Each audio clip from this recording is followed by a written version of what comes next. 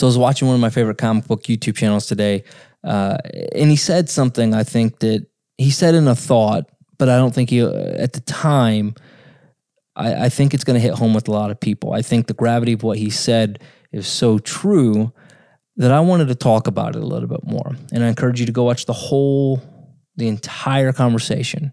But I'm going to play something, and then I want you to hit the like button while the intro plays, and we're going to talk about it.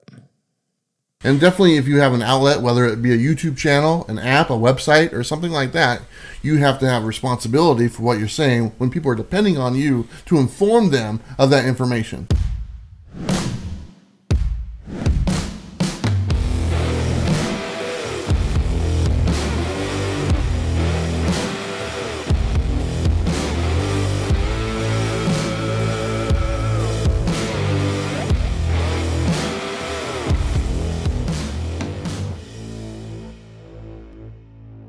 So if you don't know who I'm talking about, I'm talking with Comics with Bueller. He and Bob get on there every Monday morning, have their new Comics and Coffee show.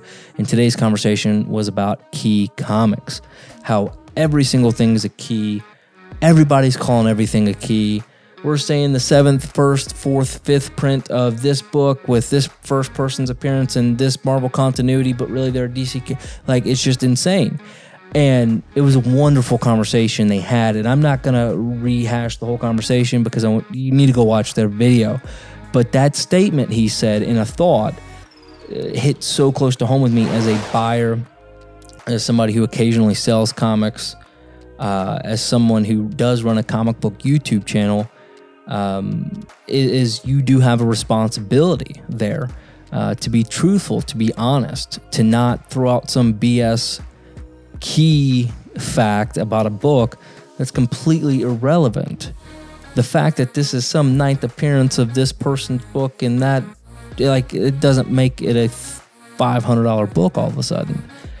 And I think that's an issue in the hobby right now, where everything is a key, like they spoke about, where everything is just, how can I flip for the most dollar? How can I spec on that new #1 to have a new book, to buy them all off the shelves, to go flip for $15, $16, $17 because some app said it's now a key, or, you know, like you mentioned, some YouTubers.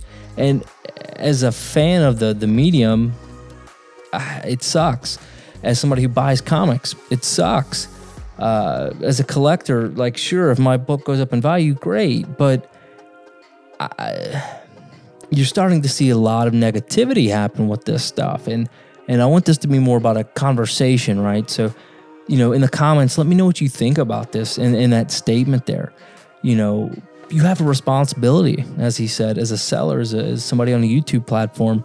Don't be pushing spec just for views. Don't be pushing, oh man, this is going to be the world's greatest, biggest book because it's going to be optioned, but we're not even sure. And, you know, like, come on. That's not cool in my opinion.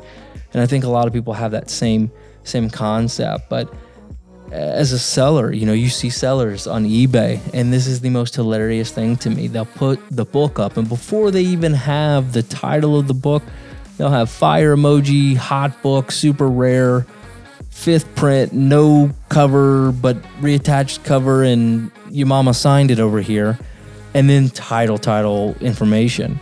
And that to me is so frustrating. It's like, you know what the book is. You don't, why upsell it?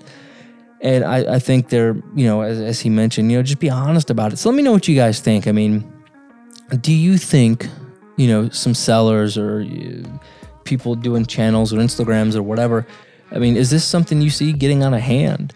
Because I see it, and that's something Dustin and I have tried so hard to never do.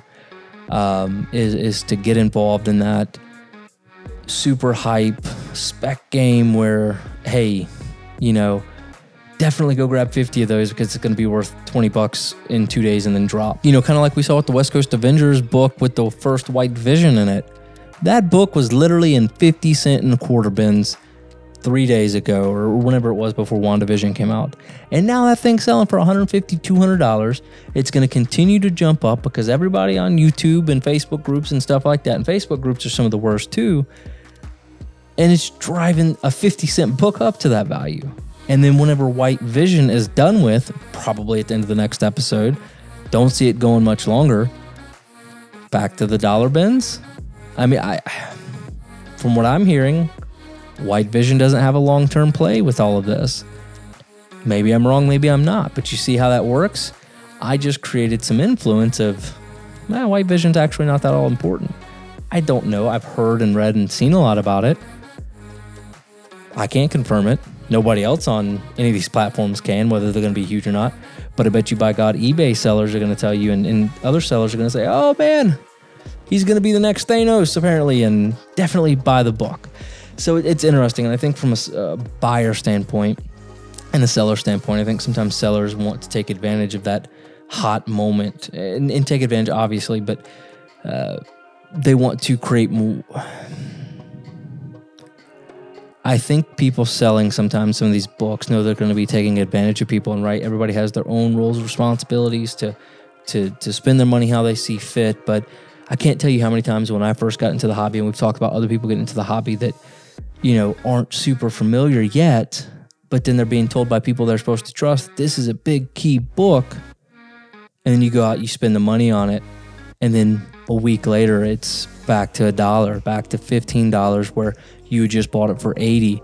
And because you thought you could trust that person, you're like, okay, it's going to be a long-term investment or whatever.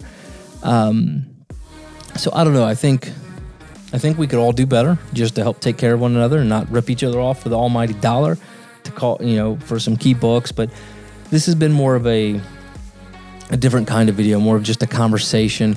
And I get there's a lot of different arguments to both sides. I read a comment on the video basically saying this is the greatest thing ever because I can buy them all on New Comic Book Day, flip them all for 15 to 20 bucks, and I can go invest in real Silver Age goodness, right? I mean, books that are going to truly increase in value over time. Well, if that's what you're doing, shouldn't you maybe try to help out somebody else instead of, say, hey, maybe don't spend $40 on White Vision, or $150 on White Vision. Take that, maybe put it towards the Submariner #1, because that book's going to increase in value. That's the kind of conversations I think we should be having. And maybe that's what we'll do. Maybe that's a good concept idea of maybe Two Brothers Comics, maybe somebody like Bueller, maybe somebody like that. It's like, hey, maybe don't jump on those spec books or those key books, but maybe look at some of these books that have real chances of increasing in value if that's something you really want, if you truly want to invest. So let me know what you guys think.